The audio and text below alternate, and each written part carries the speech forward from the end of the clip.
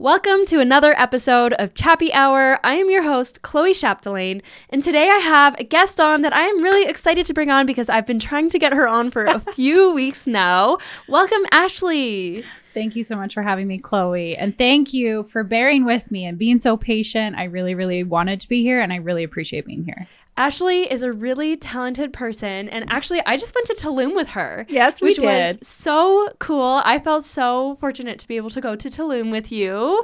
So great to have you. She has so many talents. When I have to describe what Ashley does, I don't even know where to start because she does so many really cool things. Okay, I'm going to try to list them off. Tell me if I miss anything. Okay, you're a creative director. See. A fashion stylist. Correct. You're a florist. Correct as well. You do wedding and event planning. Yes. You do, what else? Well, I mean, those are my main hubs, but to be honest with you, I'm always down to explore a different medium of art. So visual art, styling, sometimes brand styling, product styling, I would add that to my list, but those were definitely my primaries that you listed. Yeah, and Ashley's very talented at all of them. So if you ever need anybody in any of those spheres, definitely talk to her because she's pretty amazing. She also hosts I Wander retreats, which is what we were doing when we went to Tulum together. We went to her I Wander retreat, which is basically, can you describe what that is? Oh, absolutely. And thank you so much. It was an honor having you there and seeing you create yourself. That was super cool. Thank you. What I started doing when I put styled shoots and workshops together was I started seeing a community being formed. And then whenever I'd go on trips for my own personal adventures, people were like, wow, I wish I was there with you. Oh my God, like the outfit you're wearing, the boutiques you're going to, the food and experiences and excursions just look so amazing. So then I was like, why don't I pair two things that I love together? So then I started this like really intimate group of people as photographers and content creators coming to different places in the world that I've personally explored, and then brought different vendors, different accompaniments to like aesthetic, decor, models. And I brought these businesses together for other photographers and content creators to be able to get away for a weekend, create content, be with community, and just unwind. That's so amazing. Yeah. Well, congrats on your success. Thank you. In all of that. That's amazing. So Ashley here, I asked her what her drink of choice would be. And I knew that she would probably say orange wine, but she's on a health cleanse right now after coming back from Mexico because she stayed there for a couple weeks longer than I did. Yes. And so we did not put orange wine on the show for today, but I made a mocktail that was inspired by the color orange. It is very refreshing, I must say. It's a very refreshing cocktail. I made it up, so it doesn't have a name. What should we name this? Ooh, I mean, with the decor and the orange, is definitely giving tropical paradise. It's like something tropical, I'd say, or like we could call it the Tulum Tango. Oh my gosh, or something. That should actually be a beverage. It should. Tulum Tango, especially with like the little straw. Yeah, we got creative. Basically, for anybody who doesn't know, which is all of you, what is in this drink is carbonated mint water that I made by infusing a mint tea with some carbonated water that I carbonated myself. It's got peach juice concentrate, orange juice, and then we added frozen blueberries and a squirt of lime. Very refreshing. I have downed it. Yeah, fresh slice of orange on top. So I might need to make you another as we go on, but we're going to get started. So grab your drink and cheers. Welcome to Chappy Hour. It's kind of like happy hour, but with me, Chloë Chapdelaine, where I catch up with a friend over drinks. It doesn't need to be 5 o'clock to join, so grab your favorite drink, sit back, relax, and let's get started. Cheers. So we are going to start off strong with the I'll Take a Double section of the podcast. And we start off with a life hack on every single episode.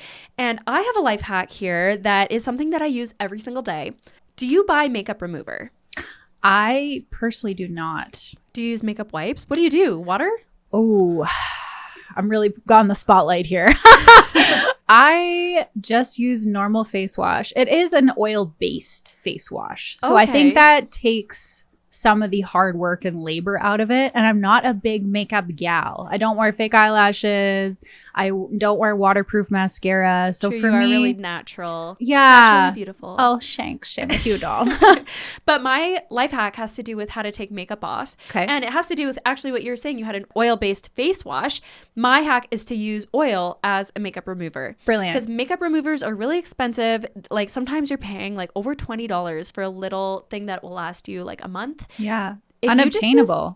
if you use any type of oil, like I've used olive oil, you can use baby oil, but recently I've started steering away from baby oil because I started having a reaction to it. Oh no. Yeah, so that's not good. But I've also been using sweet almond oil, which I also use as a skin moisturizer lately. Also, if you've ever used it, it's amazing. Okay. Yeah, you just put it on your makeup. Like specifically, it works really good for mascaras. I wear lots of waterproof mascara because I spend a lot of time in water, or even going to hot yoga where I'm going to be sweating it off. And I've learned it literally will just melt my makeup off with no effort. I don't have to scrub at my eyes and cause like any potential skin damage. Amazing. And I love it. But that is my life hack for the episode. And what is yours? A life hack for me within the event industry that I find really interesting that not a lot of people know, especially with floral design, is flexing rose petals. And it just gives you a elevated look with your florals at your home that when you're on a wedding occasion or you're looking at the bridal bouquet or you're looking at an installation on that specific day, more than likely 70 to 80 to almost 90% of the time, the flowers have been flexed. So that's just lightly touching the exterior of the rose petal with your thumb and flexing it open. So it looks like this beautiful, luminous, very like effervescent flower that is just like there presented to you. That's really cool. And is that something that people like florists would do to flowers that you're purchasing? Yes. But you can do it from home. You can do it from home. And it just like presents the flowers really nicely, especially if you're having a dinner party, having a centerpiece or some fresh flowers in the center table. I think it's a really nice way to just make your floral designs look a little more elevated. That's a really cool life hack. And I'm going to have to try it because I am getting married in the summer. I know. I cannot wait. I know. Blushing bride. And we're probably going to be doing lots of the florals myself because my Nana is a really talented gardener. She's like a crazy gardener. Like she's been in gardening magazines for her florals, and oh my gosh, she's amazing. So I'm sure she knows this hack, but I'm sure she does too. She'll probably teach me a lesson or two. I'll just be there as a guest and I'll be like, Nana and me will be vibing about flowers. Everyone else will be hanging out, having their drinks. We'll be talking about flowers and gardening magazines. That's so true. But we're going to move into the daily special section of the podcast. And this is where we talk about what is trending, what we're seeing, how we feel about it, and what is going on in general. And on the topic of weddings, yes, because I am getting married and you're the perfect person to talk to about weddings and wedding planning and all of that stuff, because that's what you do for work for a lot of stuff. It is what I do. I want to talk about weddings with you. I love talking about weddings. Tell me more. Okay, give me the tea. So I want to talk about what I've been seeing as a 2024 bride that's trending, and I kind of want your take on it. For sure. Because I'll share my take. Okay. So the first thing that I've been seeing for wedding cakes specifically, I've been seeing two trends. One of them I love, and one of them I absolutely hate. I bet I know both of them. Okay, the one that I love, retro vintage inspired cakes. Sometimes they're like these small cakes. They're not like huge cakes. So like one tier. Yeah, like one tier. It's like a cake basically just for the bride and groom. It's not the one that's going out to the public. Which is so nice and intimate. I love it. I think it's so cute. Sometimes they're heart-shaped and they've got like little swoopy writing on top, and they've got the beautiful piping. And little rosettes. Yes, I think that's so cute. I love them. That is a trend that I am for. A trend I've seen that has just been like emerging on TikTok. So I don't know if you've seen this one. Tell me if you have. But it's sheet cakes that span like the entire length of the table. Yeah. You know what? Sheet cakes, kind of a hard sell for me. I'm not going to lie. Me too. Yeah. Undressed sheet cakes and the practicality of it, especially when you can have something that is more practical and decor related and in sync with your wedding design or styling, or even just like wine bottles in the middle of the table, or just the movement of it and the moving parts. and like how an actual sheet cake would be deconstructed at the end of the night, it might be a little messy and chaotic. You're right, because food fight, maybe cake fight. It's funny that you say that, because when I think of the sheet cake trend, I think of it as just like ugly in general. I just think it's ugly, but my mind doesn't even go to the practicality of it being on a table. Yeah. And as the planner in me, I'm like, how is this going to make my life miserable later? True. Like, who's going to be cutting it? Are people responsible for cutting their own pieces? Whose dress is getting stained? If Uncle Bob's had too much wine, is he throwing a piece of cake? Oh no. You never know. That's so bad. Like, thinking about it, I just think it's not a good trend personally. I mean, if you want to do that, all the power to you. Do it. Do what you love. Totally. Stick to it. But it's just not for me personally. And if people do, the homage to something that is a trend, I feel like it's always really nice and best represented if you do a trend, but to your own style.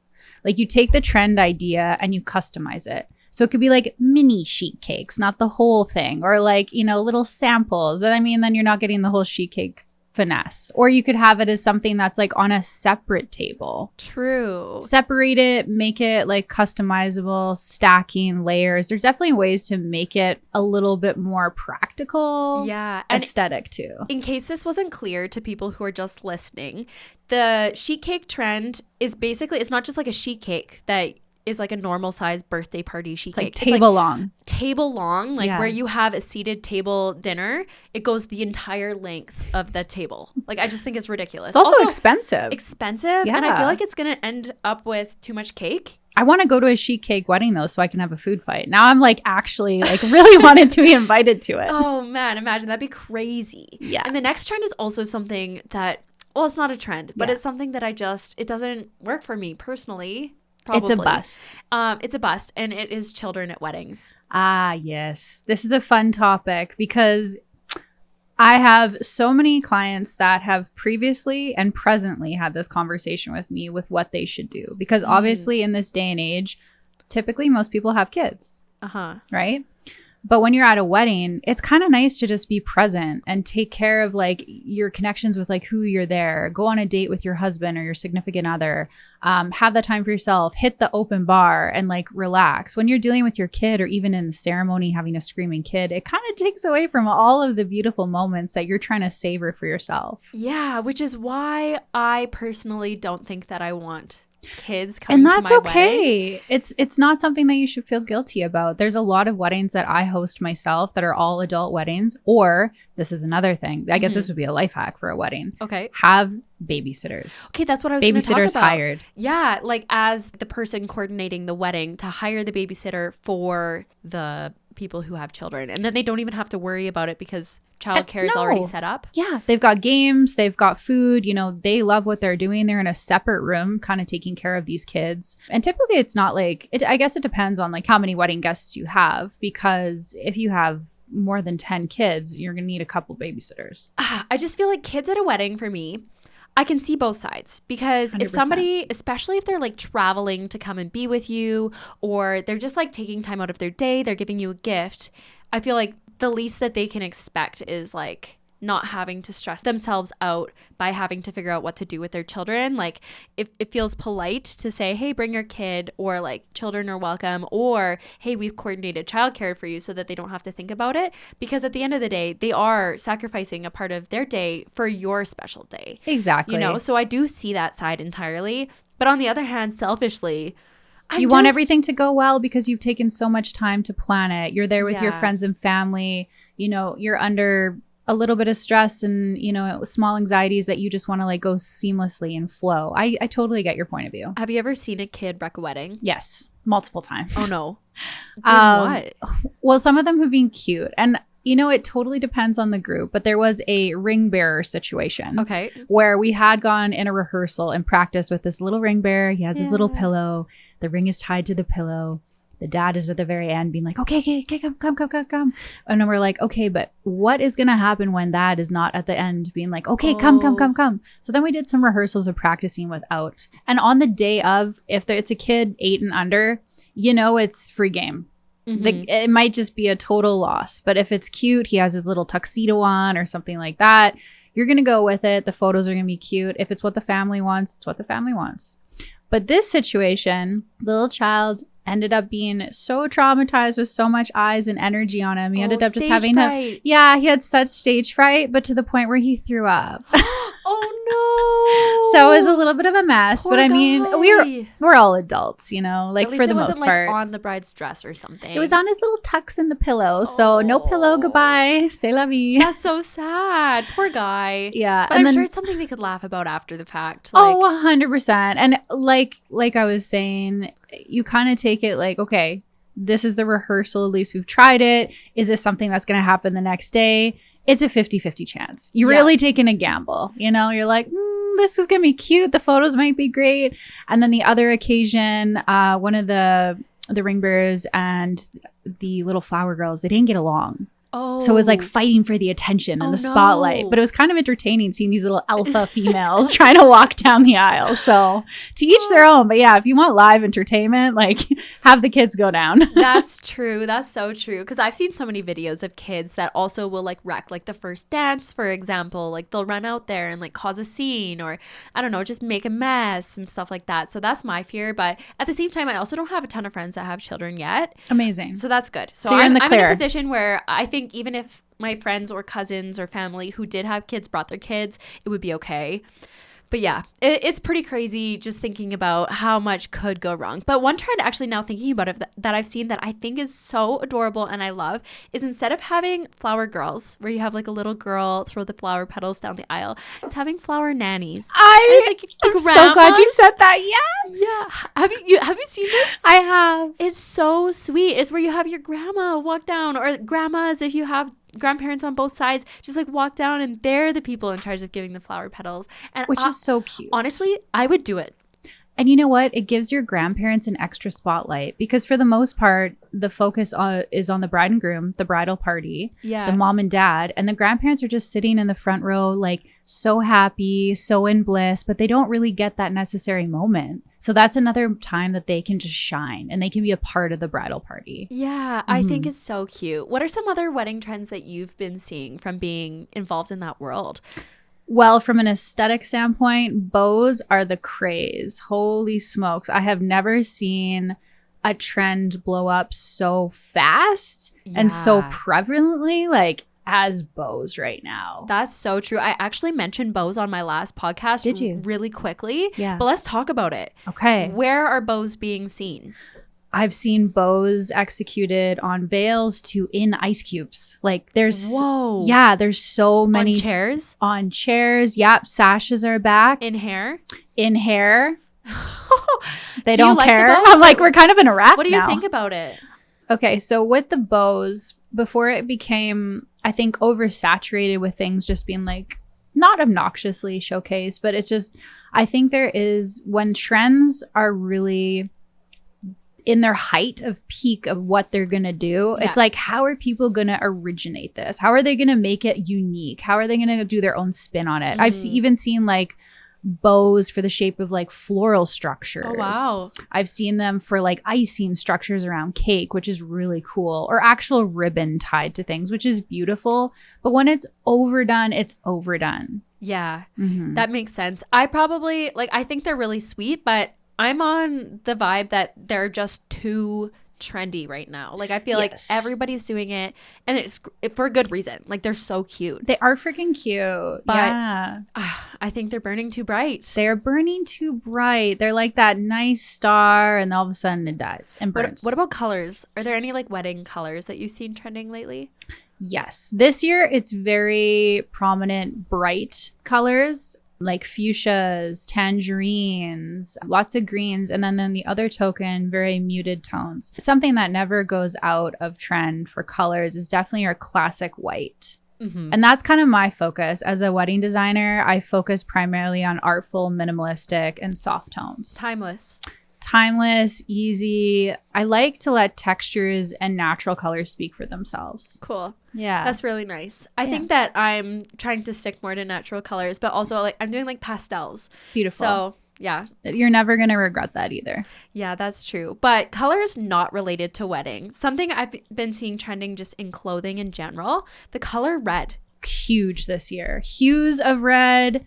bright red lipsticks, red eyeshadows, red monochromatic suits. It is crazy Red how tights, popular. red shoes, Red tights. reds everywhere. Red tights specifically. I've seen that everywhere. I've With, like, a rocked black it skirt. myself. Really? Yeah. Oh my gosh. I did like almost like the Weeknd's after hours sort of album vibe. I wore like a red blazer, a black tie, red lipstick, red tights, red shoes. Okay, what about red nails? I'm a big fan of red nails. It's also like one of those beautiful things if you do it right, like a stiletto or a square nail. It's so sexy. Yeah. Okay. Have you heard of the red nail trend? Yes. Okay. Divine feminine. Yeah. So the red nail, I guess it's not the red nail trend. It's the red nail theory. The red nail theory is supposed to be that if you paint your nails red, that you can like tap into your feminine energy even more, and other people perceive you as more tapped into your feminine energy. I'm not too sure why this is, but that you can demand things specifically from men often if you are a woman with red nails and get them. Like that people will treat you differently by having red nails, and that you can embody this aura of confidence and power. I'm here to confirm it is a fact. Is it? It is a fact, because if you think about the color red, if you think about all colors in color theory, red is a very powerful, prominent, fiery, passionate color. So if you're putting that as a focus as a woman on your hands, where you're talking the most, you're touching people of points of interest, you're drawing attention to different conversations and energy, you're bringing people in, especially the male variety. That will get you somewhere for sure. Okay, I painted my nails red like a month ago because I really wanted to tap into this feminine energy and see if I felt powerful. And I did. I'll say I did. I felt very... I don't know how to describe it. I felt like a woman. Like powerful. I felt powerful. Yeah. But at the same time, I didn't stick with the red because I felt like it didn't suit me. I don't know. It felt too much for me. It is a lot. It is like, a lot. Maybe that's because I'm a very neutrals person. Like I always do like soft pink nails. Like even for right now, for example, they're like this soft pink neutral. Yeah, you're the same I'm a as neutral me. girl. I get it. So I switched back to neutrals, but I think the red nail trend is kind of fun.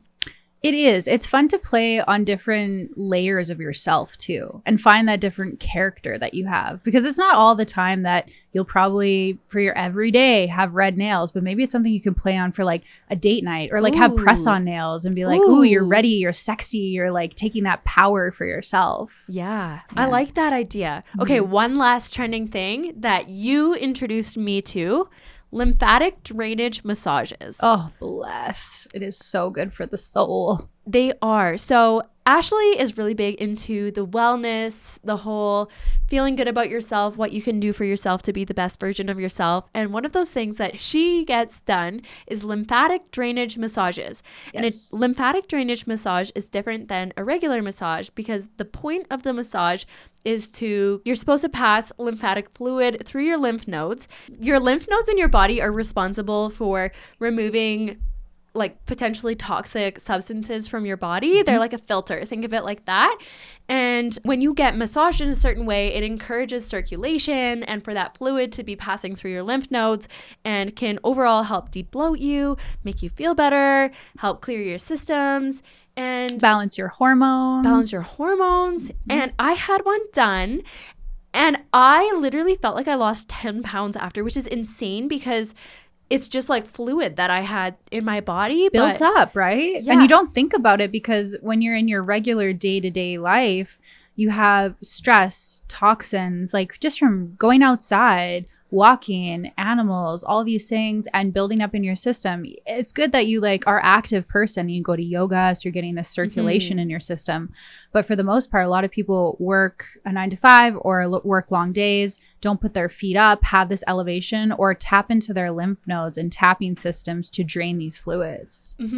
And it works. It really does. It's effective. I had a before and after photo taken, and before I looked just like normal me, and after you could literally see ab lines that I did not know were there. I sent the picture to my mom and I was like, am I crazy or is this like actually a thing? And she's like, that looks like two totally different photos. Like, so pre-summer, pre-summer. This is the tip. We'll this be is life hack. scheduling them. Yes. But we're going to move into the On the Rocks section of this podcast. And this is the section that lots of people, I think they just skip straight to this section because this is the drama that is happening. The tea is hot. The tea is it's hot. Piping hot. It's got the gossip. It's got the good stuff. And so I have one event-specific situation that I wanted to bring to you because you've done event planning and you know what can go good and what can go bad. And this one was a complete fail. Oh gosh. Like the worst. So have you been to the new Willy Wonka, Charlie and the Chocolate Factory movie that's out there? I have not. Yeah. I have not yet. Chalamet, no. No, I haven't either. But lots of people did, and they're big fans. And I personally, I really like the Willy Wonka movies, like the past ones that I've seen. I love the old ones, yeah. Me too. As a big Roald Dahl fan, he's my favorite author, and he wrote that.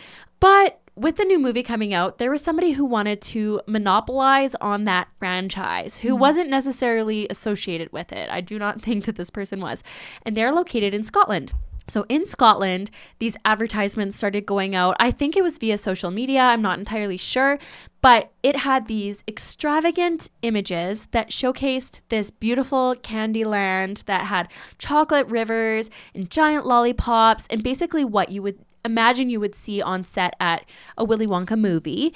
The tickets were €40, I believe, around that much. So parents were buying this so that their children could go to this Willy Wonka, Charlie and the Chocolate Factory type experience. I'm not sure exactly what it was called because the way that they labeled it, they did it so that they wouldn't get sued from the original franchise.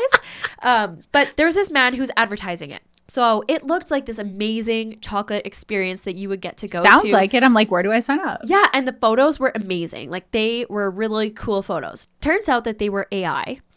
Oh. They were AI generated photos used to advertise this. So when parents showed up, they did not get what they were expecting. No kidding. First of all, they showed up to an abandoned looking warehouse that was nearly empty. It was a disaster. Anything that could have gone wrong went wrong. I'll tell you everything that basically happened. So you walk in and it's a basically empty warehouse. Okay? It is not what these photos are describing. There's a few random props here and there. There was like a rainbow arch and like a random lollipop. So it's like the Walmart version. But it's less than the Walmart version. It is the Dollar Tree version. Target. And there were like some of the AI photos like hung on a tapestry that had been painted on like a far back wall. But as they started going, there were these actors that were hired for the event, which I'll get into that after. But the actors were supposed to take the attendees on this journey through this Candyland. At this point, I would say nah. Yeah, and no, it was not that. Especially when they got to this one specific part of the experience where they're taking people along. Well, first, I'll just say the scripts that they got the night before, which was apparently a 40-page script that these actors were told to memorize in one night, and they did. So props to the actors who were hired not knowing exactly what was going on. Clearly professionals. We're here for that. Good for them. Applaud. Mini applaud. Yes, there is one section where there is this mirror, and then out from behind the mirror pops this creature-looking thing with a silver mask moving in a jerking motion. And this kid is like, what is that? And the actor who is supposed to be playing Willy Wonka is like, what is that? It's the unknown, that's not a character in this movie at all. AI had taken the initiative to create an entire character called the Unknown, and it was like a horror movie character. Literally. Making these and children their kids cry. here? Yeah, no kidding. So I'd be this, crying. Fun experience has turned into this horror experience. So then the parents are like, okay, obviously this is a bust. Some parents called the police because they're like, we're being scammed. This is sketchy. I'd be calling them too. Sketchy. Yeah. Oh my gosh. Everything is going wrong. So they're like, at least we should get chocolate, right?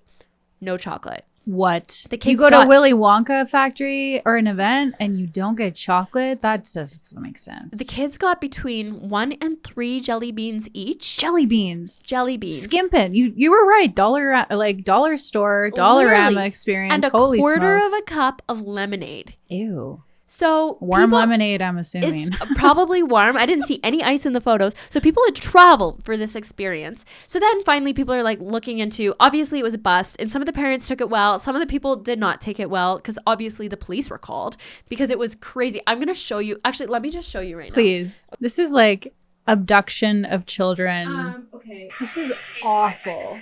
The whole thing is like empty. And like the tiny little bouncy castle. So people started looking into this guy who was putting on this AI event because people didn't know that it was planned by AI before they went to it. Yeah. And it turns out that this man also claims he's an author, that allegedly all of his books that have been published were also written by AI. Horrible imagination for this man. And in general, he's just a scam artist. Clearly, the budget is not there. No, but what advice would you have for somebody who's, I don't know, planning an event to make sure it doesn't go like this? Well, first of all, I would not rely on AI. I would rely on actual humans to make these decisions. That would be my first step. Secondly, when you have a ticketed event and you're showcasing what is going to be there and represented and swag bags and all that, kind of just to look about who's sponsoring the event, who's going to be a part of it, where it is, if they've had prior events as well. That's usually a good way to start. I mean, such a disappointment. Even just like looking at that video, I was like, wow. It's so bad. Yeah. So that's one bad thing that happened in Scotland. And here's another, going back to the wedding topic, because I just keep going back to it today. Well, let's do it. It's basically the theme of the episode.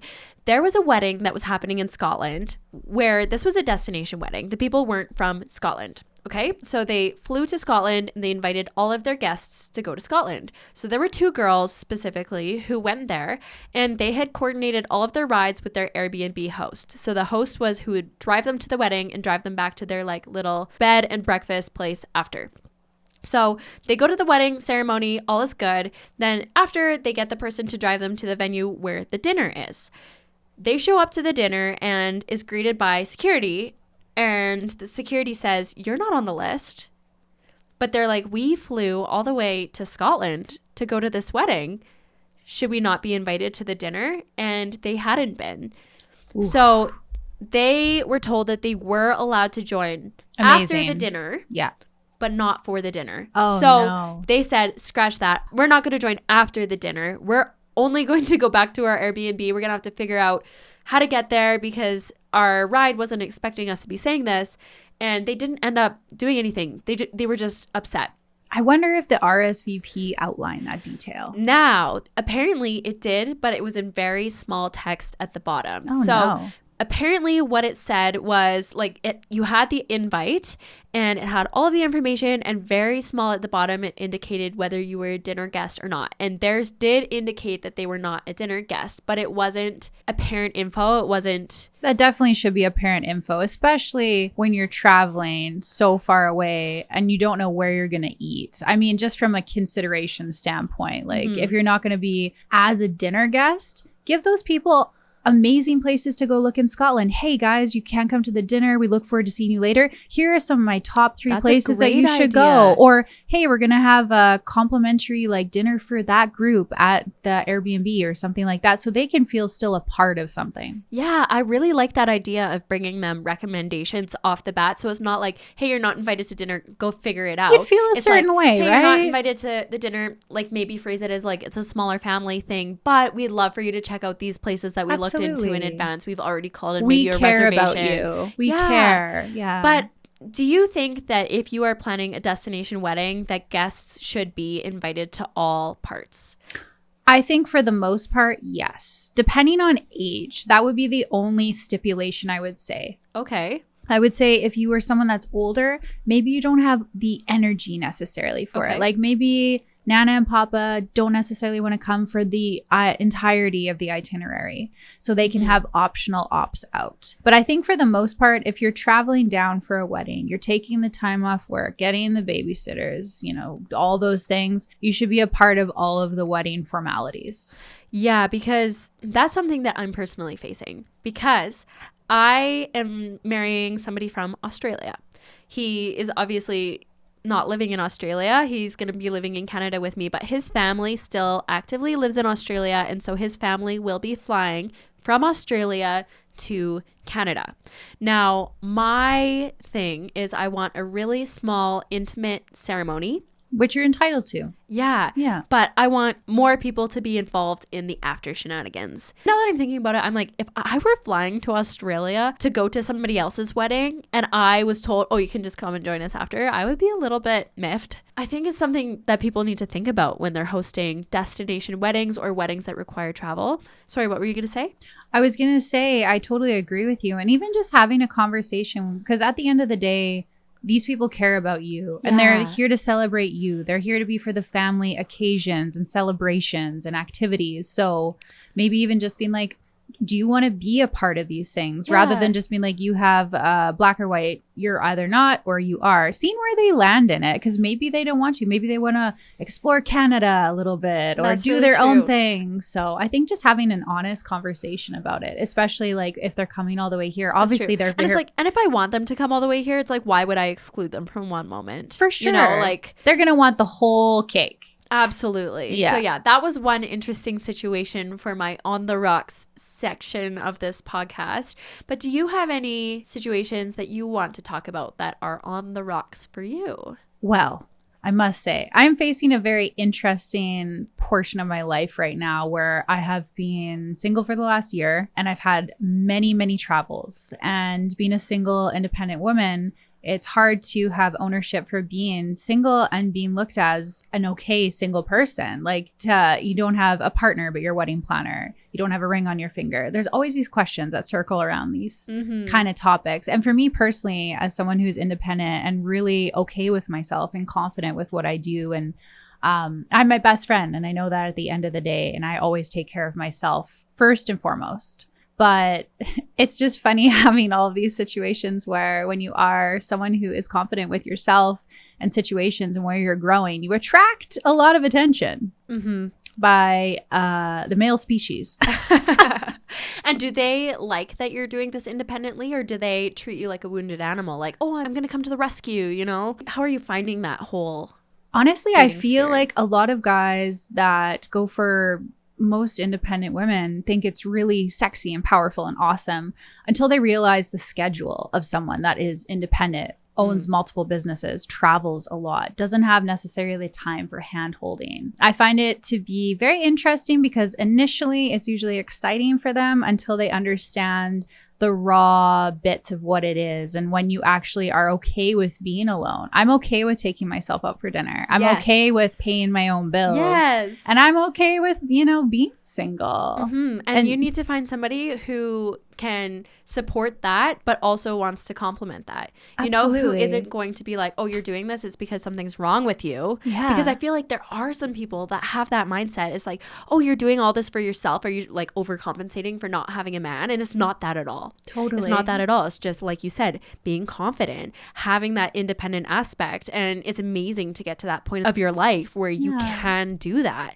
So I hope for you that you can find somebody who just sees all those amazing qualities in you and is also proud of them. I know I will. I've met some incredible people over the last little bit of time, and I have no doubt that these people will only add to my life. Whether they measure up to someone that is a partner to me or not, that's kind of just predetermined by time. And I know that when you get to a point when you're in this single era, you have to focus on yourself, but you also have to learn your lessons from your past relationships. You have to know what you can't do anymore, what doesn't serve you. And then if you do move into something that does fulfill you and adds to your plate, then that's the right person for you. That's so right. And I mean, it sounds cliche, but they always say love yourself before you fall in love with somebody else, because then you know that you're going into that relationship already fulfilled and you're not going to be depending on that person for all of those different things, whatever they could be. And so you know that when you have that connection and that bond with somebody, that it's true and it's coming from a place that's not seeking something that you're lacking, but instead complementing what you already have. And I think that that's a really good spot to be at. Totally. So all my single girlies out there, just so you know, you're doing amazing. You can take time for yourself. You can move through things slowly or fast, but you have time. That's so true. But we are now going to move into the shaken, not stirred section of the podcast. Shake it up, shake it up. Shake it up. I'm excited for this part. This is where we each talk about one thing that has absolutely shook us this week. And I have one, and it was a fact I learned. And it's apparently that Brie cheese could go extinct. Crippling information. Crippling. Yeah. So basically, apparently, and I hope I'm getting this right, but there is a specific type of bacteria that causes Brie cheese. And Brie cheese is a really creamy cheese. It's paired really well with wine. It's great. I love Brie cheese. Cheese board, charcuterie, say less. But this bacteria needs to breed with itself to continue to thrive. And people have been breeding this bacteria to continue to make Brie cheese asexually. But in order for the bacteria to have the longevity that it needs, apparently it needs to breed sexually. So basically, this bacteria is at risk of going extinct. Brie needs to get a date. Brie needs to start banging. Single lady. But what would happen if Brie cheese went extinct? Oh my gosh. I can't, like, personally, I'm just gonna like hoard a bunch of cheese for myself. And I know this is gonna start a craze where everyone wants to eat Brie. Yeah. But it would be sad. I mean, it would take away a pillar of cheese in our foundation of so many cultures and, you know, things that we pair it with and so much. Yeah, I think when food specifically goes extinct, it takes away a food cultural element, which we don't even think about happening. So it shakes up a lot of philosophy of food culture. Yeah. So I'm shook by that. But what is yours? Well, I was shooketh. I just got back from Tulum. As you know, I was there a little longer than you. And we were out at our friend's nightclub, having a great time, looking at the moon, rooftop, exposed brick. It was so stunning. So we were at the very top of this roof, looking at this full moon, having the best time, when all of a sudden a security guard ran up to us, and I was with one of the owners, and he was just like, we have to evacuate the entire club. Why? And this is like an hour before it closes. And a girl got hit by a car out front of the club. And my stomach just dropped. Obviously, when you know you're in a social drinking setting, there's going to be some things that happen. There's risks, there's factors, there's people fall, whatever. But getting hit by a car on a busy street, especially on a Friday night, that shook me up. Was she okay? Well, when I went outside, I went to go, you know, like when something happens, like on the highway or there's a car accident, like you want to know someone's okay. Like in your gut, you're like, oh my gosh, like, and you're curious, right? You're like kind of driving by wanting to know. So I went outside and there was an ambulance and a police car there. So we were looking. She wasn't on the stretcher. Okay. So she must have been stood up and fine, but it just gave me an absolute heart attack. But she was hit scary by a car. And I can see how that can happen, as horrible as it is, because if you're drinking, like sometimes you just go to run across the street and you just, like, your mind isn't quite 100% as quick or sharp and you just don't think to look both ways. Totally. Like, I've probably been in positions where it's like, whoa, I could have been hit by a car. If Knock on wood, girl. I know. Actually, I shouldn't even say that. Yeah. But that's so scary. I hope that she's okay. I would be absolutely shook if I were you too, but they're evacuating the club for that? They evacuated the whole club. Wow. Yeah. Must have been bad. I know. That's why I went outside. Everyone was evacuated. Everyone rushed out. You know, obviously police were like navigating people to go a certain way. So you're trying to like see what was happening, which was so terrifying.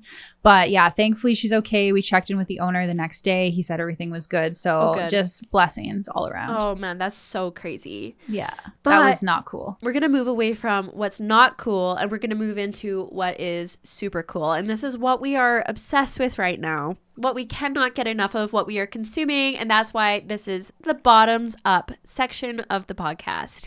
It is what we are just obsessed with. And I have something that I'm obsessed with, and you could probably tell by looking at me right now. I can tell. I'm obsessed with the color pink. It looks good on you, love. It looks good on you. It's you. It is you. A color that embodies you. Yeah, I love pink. I think that pink is just, I don't know. I go through this phase every few months where it's like, sometimes I'm like very minimalist and I'm only wearing neutrals. And then I'm like, I miss color. And then I just need to bring color in. And when I have to bring color in, I don't know why, I always gravitate towards pink. Like whether it's Barbie pink or I'm just like really into like the basic, what would you describe this pink as? I'd say it's like a blush. Like a blush. Yeah. Almost a millennial pastel pink, but a little bit lighter. What's millennial pink? You haven't heard of millennial pink? No. It was like the color. Yeah, the Pantone color of the year. You are wearing millennial pink. 100%. It's pretty close. So that's mine. What is yours? My favorite color? Obsession. Oh, or what is your favorite color? My favorite color? Right now, I'm really, really about green. I love like this hunter, dusty, sort of like off, more like muted green. Almost like an army green, but yeah, not quite. kind of like army green, a little bit lighter. I don't Like know an why. olive. Yeah, olive green. Yeah, specifically, I'm obsessed with olive green right now. I think it brings out my eye color because I have a lot of green in my eyes. Yeah, you've got the most beautiful green eyes. Oh, thanks. Yours are beautiful too. Everybody listening to audio only is missing out on how beautiful Ashley's eyes are. Oh, well, you can find me on Instagram. We can all gaze. You'll search her up at Ash and Styling. Ashen Styling. Yeah. That's where you can find her. So go follow. And it's not Ashen. My name is Ashley, just so people know. Ashley.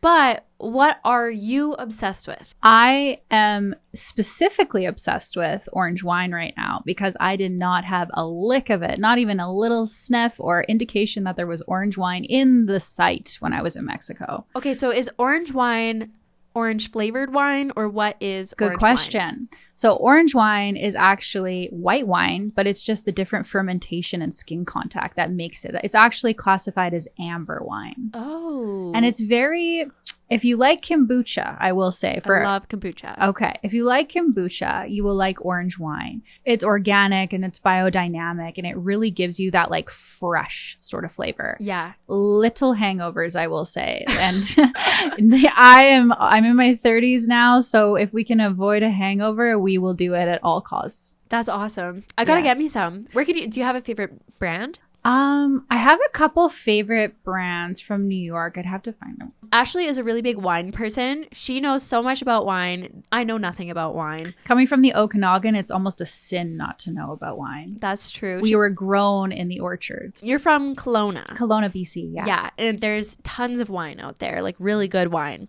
So Ashley has taught me a lot about wine. We have lots of wine dates in the future. So specifically in Calgary, for all our Calgarians, Vine Arts carries orange wine and quite an array of it. Oh, and I should ask, how does orange wine flavor-wise differ from a regular white wine? So it's a Mien Clan. That's what it's called. Mien Clan. So MEINKLANG,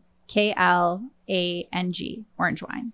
And it is specifically at Vine Arts in Calgary. So if you go for the different varietals, and we can talk wine all day long, sis, all day. So if we're going for an orange wine, it's going to be something that will have more of a nose of like a citrus, light floral scent. Okay. And then mouthfeel specifically will be a little bit more dry. But then the actual like residual flavor that like sits in your mouth and like how you swallow it will be a little bit sweet. But it won't give you, it would almost like between a Sauvignon Blanc and a Pinot Gris. Mm-hmm. That's where you would lay within the flavor component of it. Okay. And it would be something that would be light-bodied, okay, citrusy, cool, typically not super heavy, and kind of remind you of a bit of a champagne, to be honest. Yeah, the fermentation of the orange wines give you that like spunk. They're different, they're unique, which is why you don't see them everywhere. So next time you're on the podcast, yes, because I'm gonna have you again, I'm here to stay if you want, we are gonna be drinking an orange wine. I'm bringing it, the Mankling Mula Shak orange. Okay, I don't know if I'm saying that right, but that's you what said we're it gonna way have more next time. Yeah, you said it way more dynamic than me. But we are nearing the end of this episode. So I, first of all, want to say thank you, Ashley, for coming on this episode. I know that you just got back from an extensive bout of travel. Yes. And so I'm really pumped that you were still able to come and make time to be on the show. Absolutely. It was lovely having you and sharing all of your insights today. Thank you for having me. And if you are listening and you enjoyed this episode, please be sure to give it a 5-star review. Let's go. I am so grateful for every single person who's given me a 5-star review. We're at 34. I was one of them. Yeah. Ashley was. I was one of them. So we're at 34, and all 34 of you guys who left me, actually only 33 of you left me a 5-star review, and one person gave me 4 stars, but that's okay. Be honest, that's fine. We're working up for those 5 stars every day. It's true. Yeah. I just want to say to all of you guys, thank you from the bottom of my heart. I am just so fortunate to be able to hop on here and just have fun chats with everybody. And until the next episode of Chappy Hour, cheers. Cheers.